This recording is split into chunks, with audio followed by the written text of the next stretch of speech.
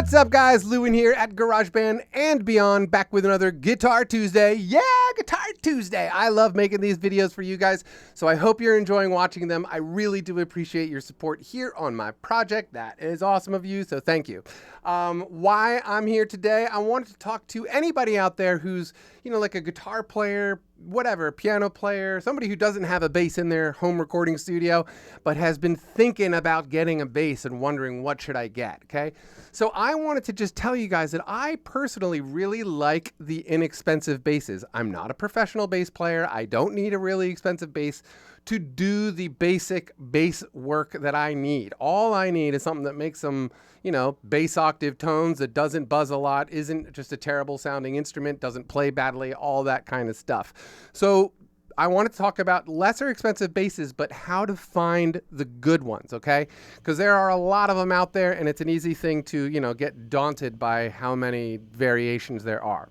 The bass that you're looking at right here is my personal baby. This is my 1984. This is an Epiphone Accu-Bass with the Batwing headstock, which I personally love, although everybody that I know hates this thing. I love it just because it looks like it's from the 80s, like me. Although I'm more of a 70s kid. Anyway, this thing right here, it's obviously been stripped down, but it is a spectacularly fun bass to own, play, and talk about. I like it. I really like this bass. Solid maple neck, obviously, and the maple fretboard. But the maple on the neck is really, really good. No knots in the wood. Very good quality wood. Plywood body, so, it's a rock. The point that I'm trying to make here, though, is that in the 1980s, a lot of great wood from the United States was being shipped over to places like Korea and Japan. This is before China had sort of taken over cheap instrument manufacturing. So if you can find something from the mid to early 80s, I think those are my favorite of the lesser expensive basses that you can find because the quality of the wood is so much better. Now, that's not saying that cheap basses from the 90s are bad or the ones like currently. I personally just think the wood's better. When you're talking about density of wood on an electric instrument, you're talking also about better tone, right? So it's just easier, I think, to find an instrument with good wood on it if it is from the 80s and it's cheap. That it's a hard thing to find all these combined, but it's not that hard if you're looking in the early 80s, okay? My Accu-Bass came all stock from the kid I bought it from on Craigslist. Well, not all stock. I mean, he did put these on, or somebody put these on, which I totally love. The die control knobs are really funny and really just sort of kitschy, and I love that kind of stuff because, nobody else has it. Everybody wants to look vintage and cool. I just look like a big 80s idiot with this, and I love it. But anyway, so what I've done to this bass is pretty minimal. I've left the pickups that are original in it, but I have changed out the pots and the jack because they were going bad. I mean, they were 33 years old. It was just time to give them up. And I kept the pickups because the pickups sound good enough to me. They make enough low tones for me to get what I need.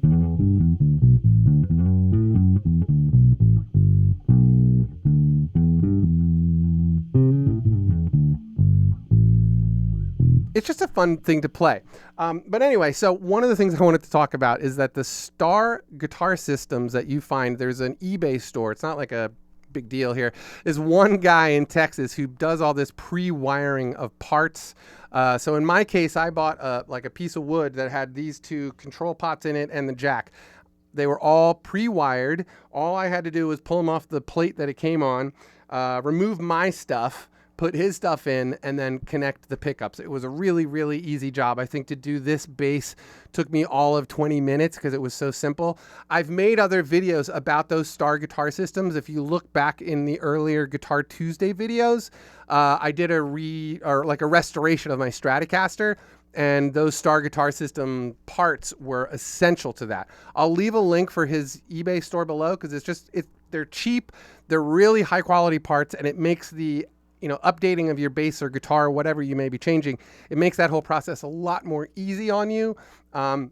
If you don't know how to do basic soldering, I highly recommend you learn that kind of stuff because there's no reason to pay some guy $100 to go bloop and bloop with a soldering iron. You know what I mean? Like, soldering is something every musician with electric instruments should know how to do, because it's something you're going to have to fix occasionally.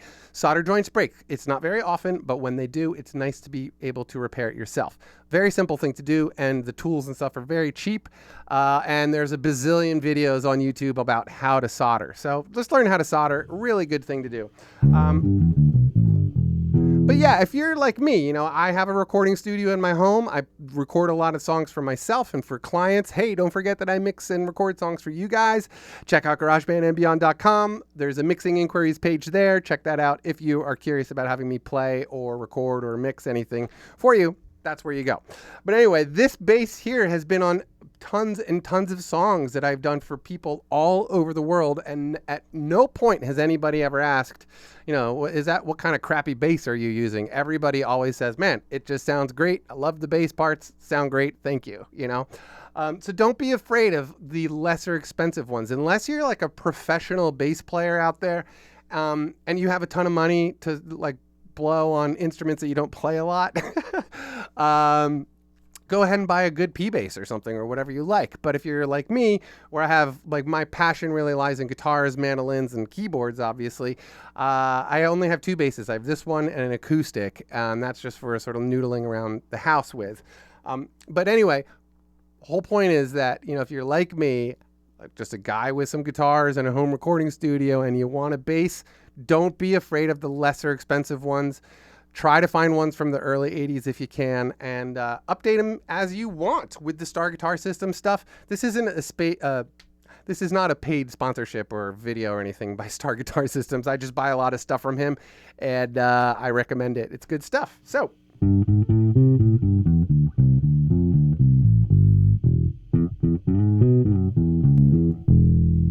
Oh, I'll give you a little slap demo. This bass is not great for slapping, and I'm not the best slapper.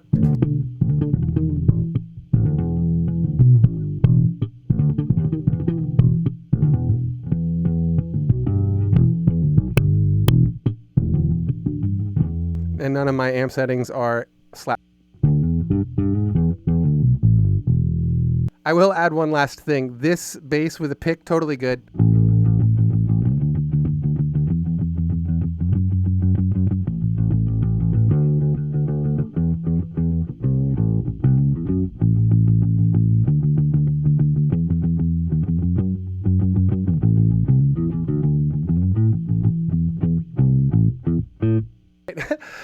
If you're trying to do sort of Green Day punky kind of thing, the pick is good, and these cheaper basses just sort of have that sound, it's just a cool thing. So anyway, you guys, cheap basses, not a bad thing to look into if you just want a cheap bass around your house.